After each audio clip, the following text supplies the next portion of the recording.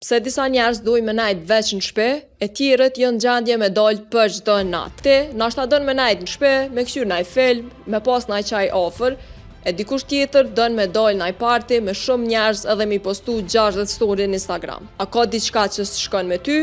Apo veç truni yt funksionon ndryshe. Këtu dallimin e bën të qenurit ekstrovert ose introvert. Ekstrovertët nuk janë thjesht të shoqnushëm, ata kanë më shumë nevojë për stimulim në trunin e tyre. Ky studim thotë se ekstrovertët janë shumë më të ndjeshëm ndaj dopaminës. Kur ndodhin aktivitete të reja ose sociale, truni i tyre shpërthan. Sa më shumë njerëz, qaq ma shumë qejf, qaq ma shumë energji. Introvertët nuk e përpunojnë stimulimin njëjtë. Truni i tyre e proceson ngarkesën në një mënyrë tjetër. Ata lodhen ma shpejt emocionalisht edhe një natë në shtëpi për ta nuk është e mërzitshme, mirë po është veç rimbushje e baterive.